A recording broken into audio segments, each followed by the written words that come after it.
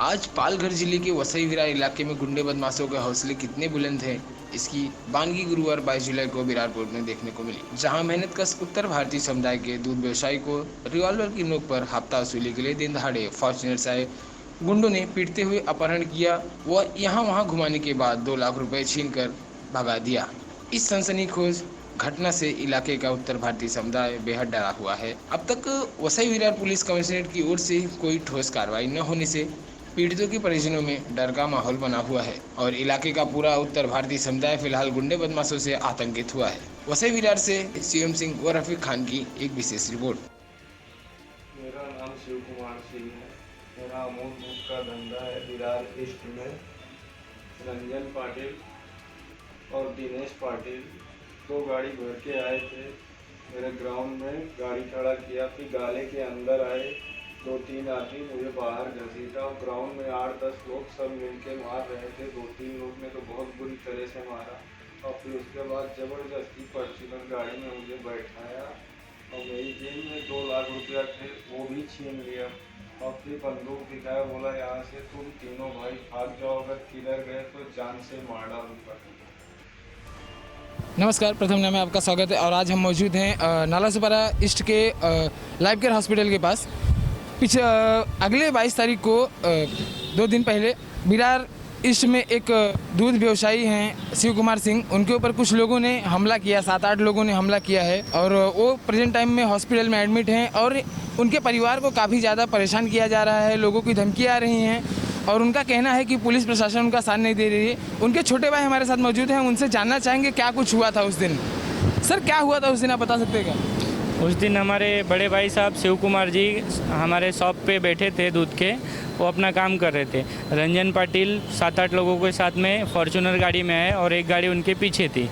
वो सीधा उतरे, हमारे भाई को गाले से मारते हुए बाहर घसीट के लेके आए और वहाँ पे भी बहुत मारा। फिर ज़बरदस्ती उनको फॉर्च्यूनर गाड़ी में डाल के वसई विकास बैंक के पास लेके गए, क्योंकि भाई ने बोला कि मैं वहाँ पे हूँ। बैंक के पास जाने के बाद 5 मिनट तक वहाँ पे वेट किया, मैं नहीं निकला बैंक से, तो फिर वापस वो लेके आ गए। रास्ते में फिर उनके मारते हुए लेके आए और भाई के जेब में मेरे कुछ 2 लाख के करीब कैश था, हम लोग बैंक में डिपॉजिट करने वाले थे बाद में। वो कैश भी उन्होंने ले लिया उनसे और उतारते उतारते लास्ट में उनको रिवॉल्वर दिखा के बोला कि इसके बाद तुम तीनों भाई विरार छोड़ के चले जाओ, वरना जान से मार देंगे। किस वजह से यह झगड़ा हुआ है? कुछ पिछली नहीं, वो है पिछली रंजिश कोई नहीं है, उनको हफ्ता चाहिए। वो कह रहे थे कि महीने का हफ्ता चालू करो वरना धंधा बंद करना पड़ेगा। तो कौन कह रहा था ऐसा कि हमें हफ्ता चाहिए? रंजन पाटिल। तो और आपको किसी पॉलिटिशियंस के पास आप गए थे ये मैटर लेके? जी, हम गए थे, हम आमदार हितेंद्र ठाकुर के पास गए थे। उन्होंने हमारा सपोर्ट भी किया था, वहाँ से फ़ोन भी करवाया था जो वहाँ के नगर सेवक है उनको, कि आप बात कर लो और मारामारी का कोई प्रकरण नहीं होना चाहिए, लेकिन उसके बाद भी ऐसा हुआ। आप ये बता सकते हैं कि ये किस वजह से यह घटना हुई है? एक्चुअली हम विरार ईस्ट में अमूल दूध के डिस्ट्रीब्यूटर हैं पिछले 20 सालों से, और हमने 3 साल हुआ विरार वेस्ट में ग्लोबल सिटी में एजेंसी ली है। वहीं पे दिनेश पाटिल करके एक है नारंगी गांव का, उसकी भी एजेंसी है।